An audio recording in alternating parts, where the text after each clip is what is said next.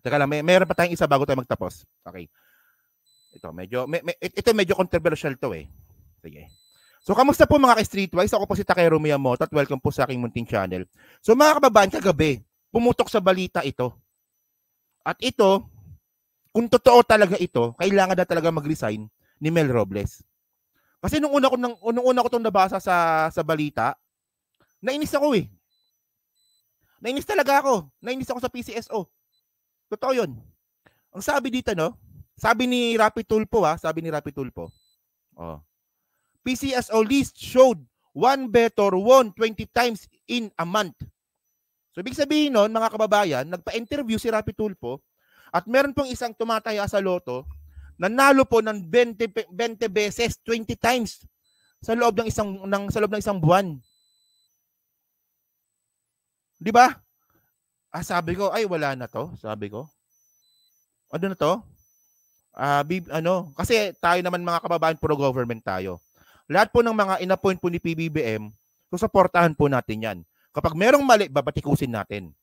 Syempre, di ba, nung panahon nga po nito ni Mel Robles, nung ginigisa po siya sa Senado noon, syempre, kumampi tayo kay Mel Robles noon. Kasi wala naman po napakita na ebidensya si Rapi Tulfo para po gisahin si Mel Robles. Di ba? Wala, di ba? Walang ebidensya, pero ito, iba to. Iba to. So ngayon, ang sabi dito, sabi ko, wala to, ayawan na to. Sabi ko, okay.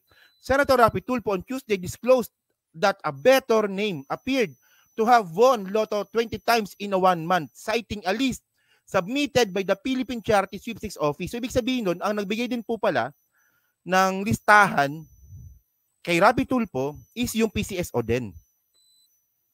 Okay, so ito na. Okay. So, ngayon mga kababayan, actually, nung binasa ko tong balita na to, ang unang pumasok sa isip ko, yung nanalo po ng 20 times is yung nanalo po nung grand draw. Kasi hindi naman kasi malinaw sa balita eh.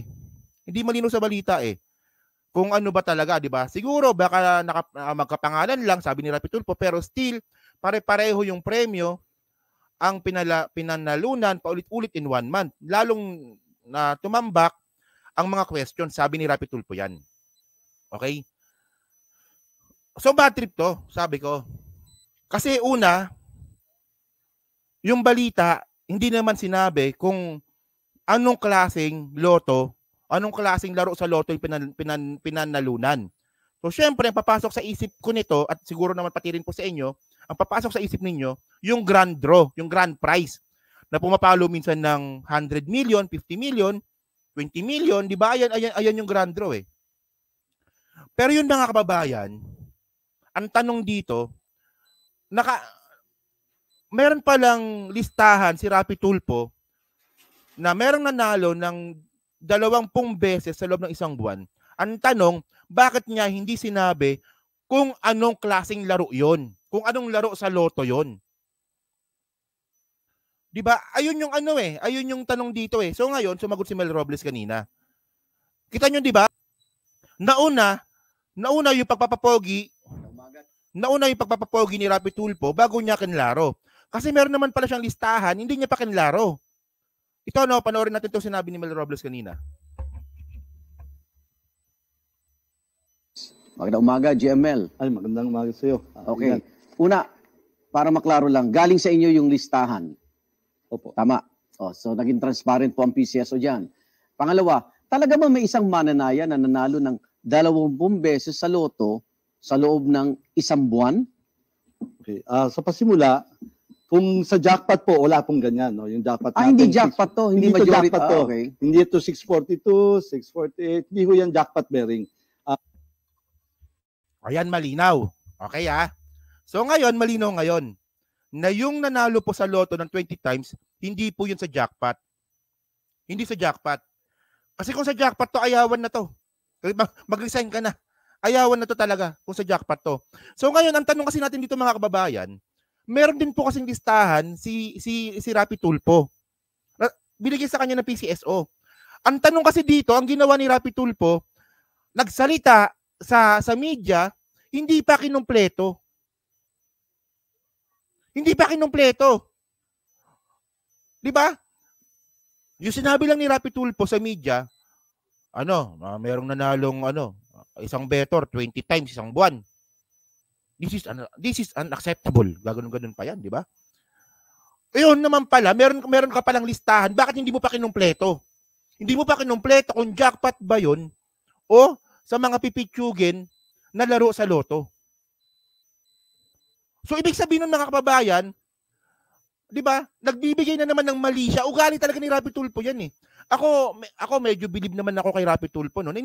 Medyo believe naman ako sa kanya. Pero yung ginagawa niya na to, putang ina, papasensya na, no? Yung ginagawa niya na to, pasikat na to eh. Pasikat na to eh. Hindi nga, siguro naman mag-agree naman kayo sa akin, di ba? Kasi kung jackpot to, ayawan na talaga to. At kung kayo naman si Mel Robles, kung magnanakaw naman kayo, papayag ba kayo na nanakawin nyo lang 40,000 pesos? 10,000 pesos? 500 pesos? Papayag ba kayo? Papayag ba kayo na ganun? Kinontent na nila. Hindi naman nila alam yung totoo. Ayan ang hirap eh. Sige, continue nga natin, no? Doon lang po talaga ako nagtataka. Walang problema sabihin ni Rapi Tulfo na merong isang betor na 20 times na nanalo. Okay lang yan. Pero dapat kumpletohin mo. Anong laro sa loto yung pinalalunan? Una, si Rapi Tulfo po talaga yung committee po ng gaming sa Senado. So, parte doon yung PSSO. Hindi ba alam ni Rapi Tulfo yung na merong kubrador? Alam niyo yung kubrador sa loto? Meron pong kubrador sa loto. 'Di ba? Yung kubrador po sa loto, siya po yung pumupunta sa mga bahay-bahay, 'di ba? At siya po yung nagpapataya. At 'yun siguro naman, alam niyo naman siguro yung kubrador, 'di ba? Yung pumupunta sa bahay-bahay. Pero hindi siya empleyado ng PCSO, 'di ba? Pupunta siya sa mga bahay-bahay para hindi na po umalis yung mga tao para tumaya sa loto. Siya na po yung kukuha ng taya. Siya na rin po magpapataya. Yun. So ang mga 'di ba alam niyo yung kubrador, 'di ba? Yan, 'di ba? Malamang ginagawa niyo rin 'yan, 'di ba? Yan. So posibleng ganun. Posibleng ganun yung nangyari. Posible lang pero para mas maganda si Mel Robles na lang magsalita, no? Sige. Kumpletohin natin yung video. Magandang umaga, GML. Ay, magandang umaga sa iyo. Okay. Una, para maklaro lang, galing sa inyo yung listahan. Opo. Tama.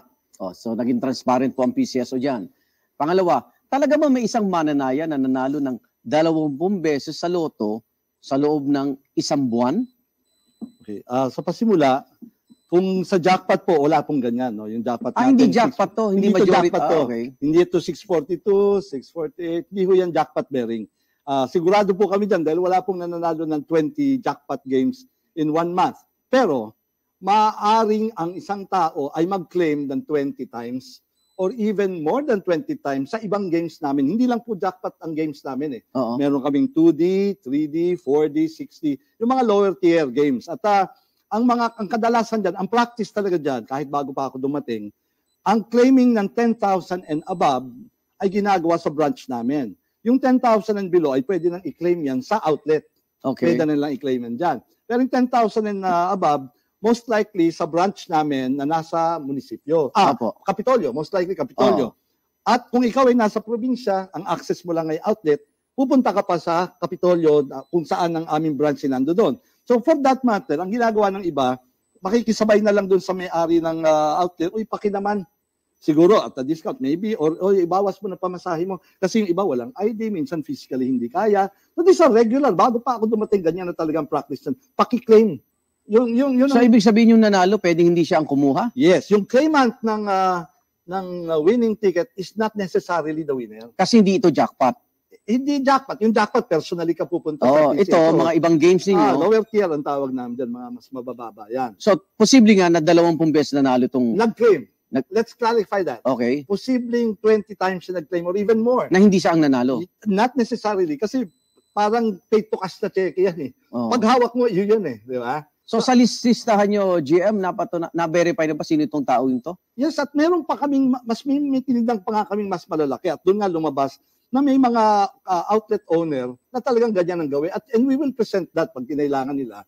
We will ask them for Anong an mas malaki? interview. Masigit pa sa 20 ang Yes, pag-claim yes, nila. ang claim nila. At regular, ha? Regular pa. Kasi nga, hindi ito jackpot, ha? Ito yung pang...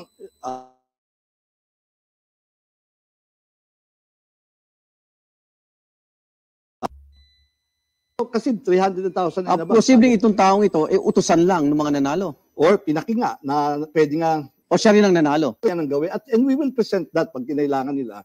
We will ask them for Anong an mas malaki? interview. Masigit pa sa 20 ang Yes, pag-claim yes, nila. ang claim nila. At regular, ha? Regular pa. Kasi nga, hindi ito jackpot, ha? Ito yung pang araw-araw na nananalo ng 4D, 3D, mga magkano yun? 40,000, Okay. 100,000 pa nga.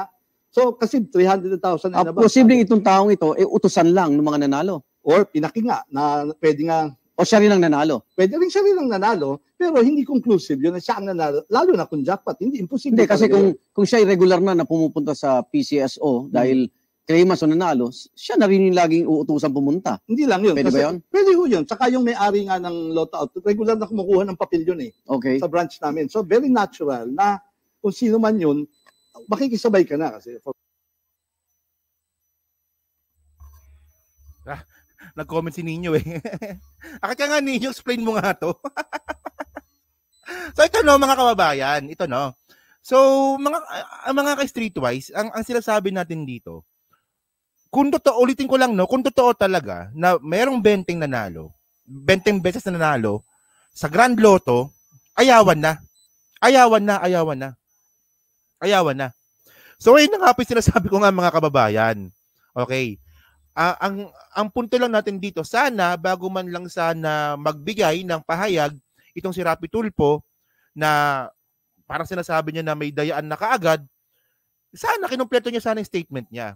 So ngayon, ang dami palang pwedeng dahilan kung bakit nangyari yung isang tao 20 beses nanalo. Kasi ganoon ang pinapalabas, nanalo eh. So yun pala, pwede naman pala na yung ticket is pinautos lang. Pwede rin na kapag, ito malinaw naman yung pag-explain ni Mel Robles eh, na kapag more than 10,000 or 20,000 na po yung napanalunan, hindi na po yan kayang i-claim sa mga local outlets. So doon na po sa Kapitolyo. So posible na yung mismong Lotto outlet mismo yung nag-claim ng premyo sa Kapitolyo at pinautos lang. So, ayan ang problema natin dito kay Rapi Tulfo, no? So, yun nga mga babae, no? So, maraming salamat po sa inyong lahat, mga ka-streetways, no? So, kayo po, ano masasabi nyo nga po dito sa bago, ako naniniwala kung grandstanding na naman ito ni Rapi Tulfo, eh. So, kayo po, ano masasabi nyo nga po dito sa pag-grandstanding na naman po ni Rapi Tulfo para siraan na naman itong PCSO? So, yun. So, pa-comment lang po sa baba. Binabasa ko pong lahat yan. So, sa muli po, maraming salamat po sa inyong lahat. Ako po si Takay Romeo Moto. Bye-bye!